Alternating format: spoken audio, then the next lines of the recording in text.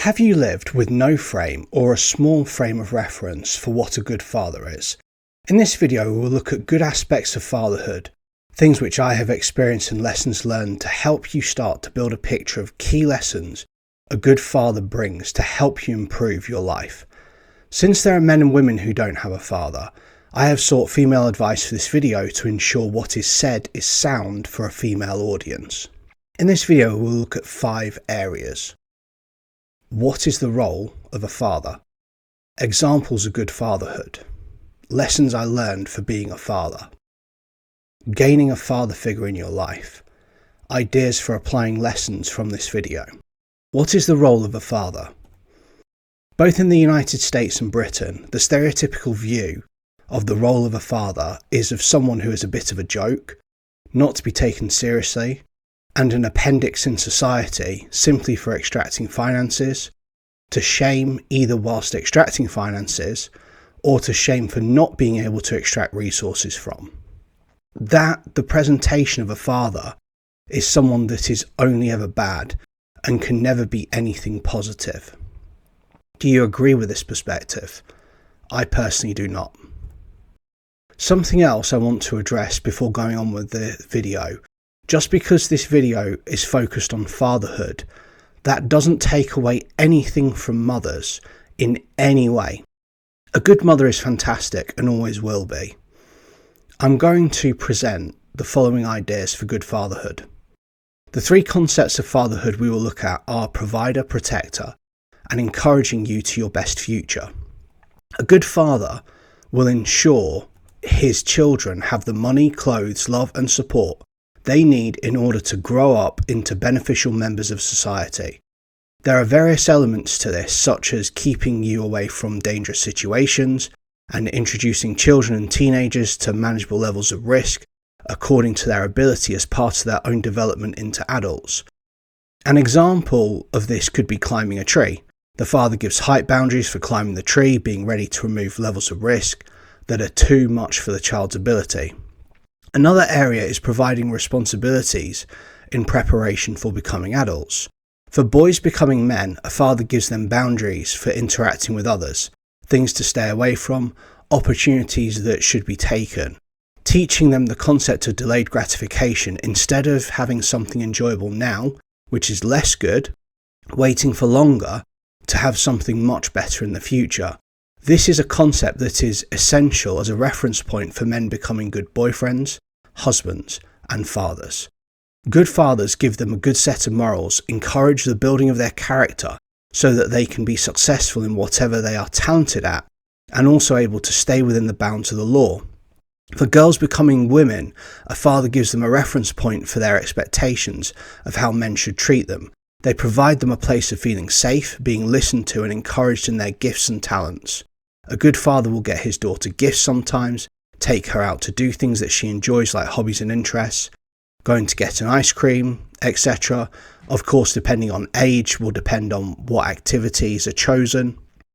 As she gets older, he will provide her advice when she asks for it. For any men she is serious about long term, he will find out what sort of man they are and ask difficult questions that she may not have thought of that help reveal who the man she is interested in is. For women, they will learn moral boundaries and being consistent with the standards they have from a good father. During their most insecure times, a good father provides a sense of stability and security, even if everything else in her life doesn't feel that way. They are taught boundaries with the word no, built up to confidently to be able to say no to things that they have been taught are wrong. They will know their father is available for them when they need help. For both boys and girls, a father will therefore provide one side of the puzzle to prepare them to be competent adults, able to form healthy friendships and relationships. Whilst a father may not give the same sort of instant emotional support a mother would give, he will give both a sense of stability but also what you need for a better future. Examples of good fatherhood. In this, I'm going to take some examples of good fatherhood that I have experienced. Having a father that provided, I knew other people that had fathers who provided for them as well.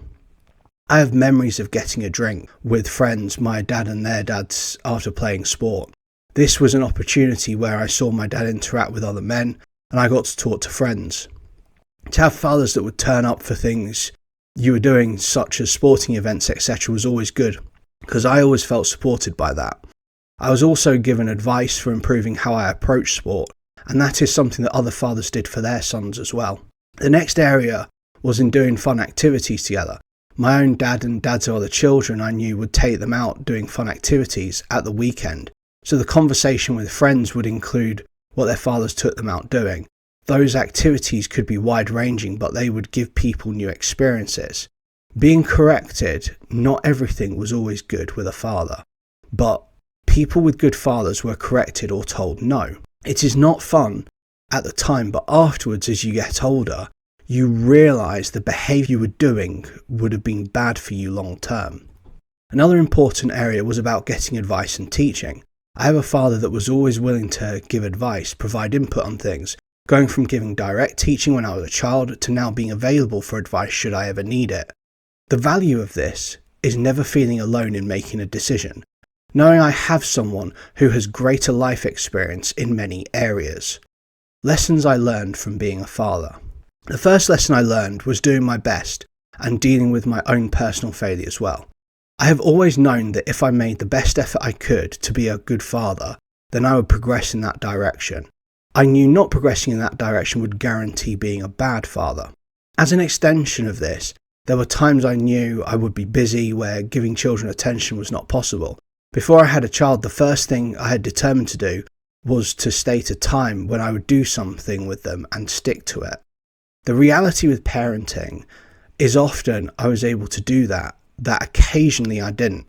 The times I didn't, I ensured I was determined to not fail the next time. Sometimes as a father you can get things wrong. Maybe you misunderstand something, maybe how you approach things is different to your child. So one of the things I would do is listen.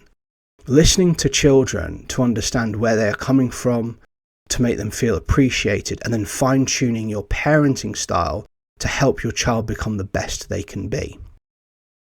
Turning up to the most important events, depending on work, a father may not always be available for everything. However, understanding a child's most important events is essential to being a good father, so that you can ensure you turn up and prioritise that. A good father will not promise something, particularly when it is really important to the child, and not do it. When someone makes a promise as a parent, they should keep their word. That is the key principle. Teaching the why and the how, even if there are consequences for something. What is the thing that was bad? Why is it bad? And why is it changing? Teaching the why and the how, even if there is a consequence for something. What is the thing that was bad? Why is it bad? And why is changing it good for the child? With any instruction, ensure the child knows how to do it.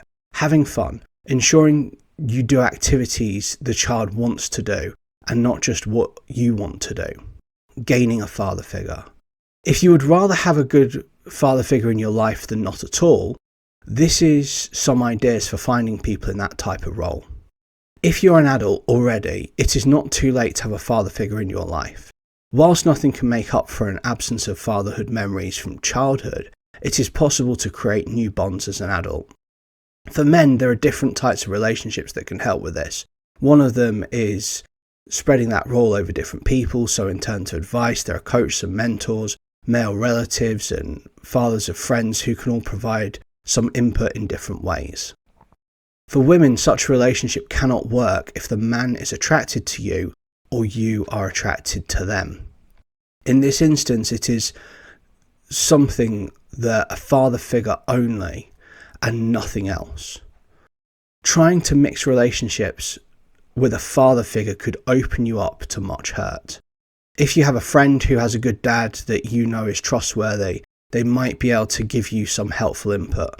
Alternatively, if you have a trustworthy uncle or older cousin or male family member, then you can build that father figure only relationship. Alternatively, if you have a trustworthy uncle or older cousin or male family member, then you can build that father figure only relationship. Ideas for applying lessons from this video. As you think about applying various lessons from this video, here are some ideas to start with. The first thing is to build up your own reference point for what good fathers look like, since you don't have the memories that you can learn from friends that you trust. Learn about the good aspects they see with their father to help you build a healthy picture of fatherhood. Another idea is to take some of the ideas of what a good father brings and take the perspective of building towards a better future. Examine your own boundaries and standards and learn about what good setting boundaries and standards looks like. If you choose to try to find a father figure in your life, ask them about good boundaries and standards. When you feel like you have someone you trust as a father figure, you could try meeting up with them for some fun experiences, even if it is as straightforward as having a walk and getting an ice cream cone. You can also build up the practice of delaying having something enjoyable now for something you know will be better waiting for in the future. Take, for instance, you have a chocolate bar and you could eat it now or when you meet a friend in 3 days' time. If choosing to eat it when you see your friend is more enjoyable as an experience, then wait for when you meet them. Practicing this can help with many areas in life, such as career direction. As I improve my own approach to fatherhood, I hope you find a new level of wholeness in your life.